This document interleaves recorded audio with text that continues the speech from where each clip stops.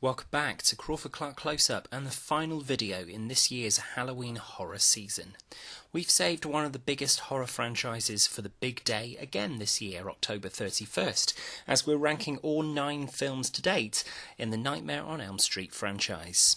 Wes Craven's creation of Freddy Krueger has endured as a horror icon for the last 35 years, with its debut coming in 1984 with Robert Englund in the antagonistic title role and the acting debut for Johnny Depp. Who knew back then just how world-renowned he would become all these years later? We've sat down to watch all 9 films in the Elm Street series, and it's safe to say they're a mixed bag. Before we start the ranking, let's sort out the housekeeping. Come and find Crawford-Clark Close-Up on Facebook and Twitter. Drop us an email with suggestions for future reviews to crawfordclarkcloseup@gmail.com, and don't forget to subscribe at the top of the page if you enjoy this review.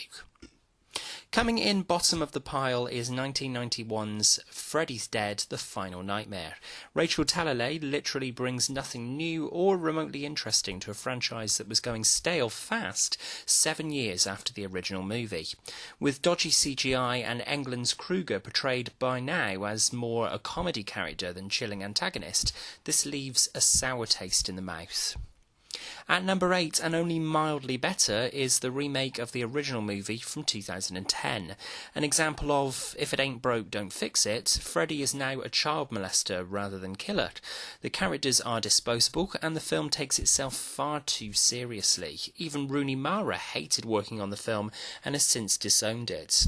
Jackie Earle Haley is fine as the new Krueger, but there's little to tell this apart from a cash grab to bring back fans of the franchise after a 7-year hiatus.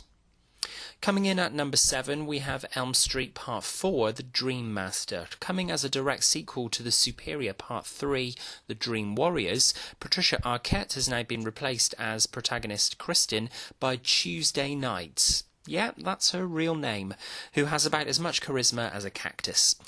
Robert Englund has far more to do in this instalment, but here is where Freddy starts to become a comedic character and the franchise starts to lose any sense of originality or genuine threat.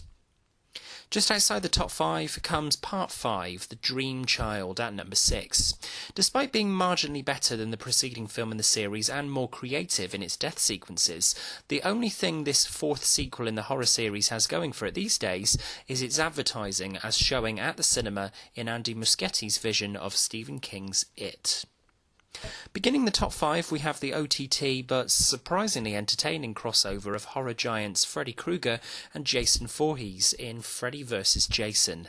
The plot is nonsense, but some of the action sequences are entertaining, and it's certainly one of the better sequels in the franchise.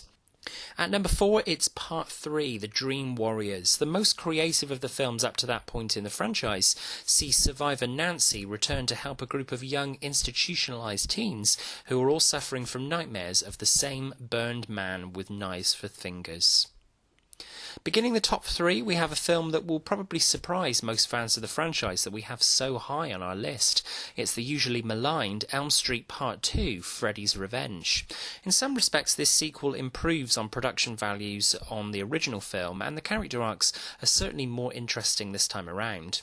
The film is about as homoerotic as it gets, which was a deliberate decision from director Jack Shoulder, as the impressive Mark Patton, playing protagonist Jesse, was a closeted gay man while the film was being made.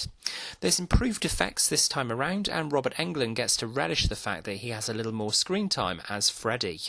A worthy follow-up to the original that deserves more appreciation for its ambition. Talking of ambition, in second place we had the film released to celebrate the 10th anniversary of the horror icon back in 1994, Wes Craven's New Nightmare.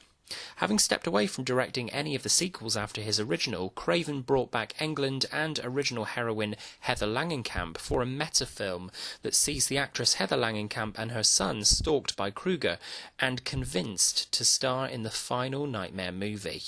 It's a clever concept to reinvigorate a flagging franchise after a run of nonsense sequels, and everyone brings their A game this time around. Certainly the most creative entry in the canon by far. So, number 1 will be no surprise to anyone. The original 1984 movie is still the most consistent of all 9 films in the franchise. Yes, Langenkamp and, in some respects, Johnny Depp's acting is pretty hideous in this. Robert Englund makes up for this, though, as one of the best personifications of evil in the horror genre. Following Halloween and Friday the 13th, Elm Street was a slasher movie with more of a sense of self-referential humour. It's certainly a product of its time, but it's an entertaining piece of filmmaking nonetheless.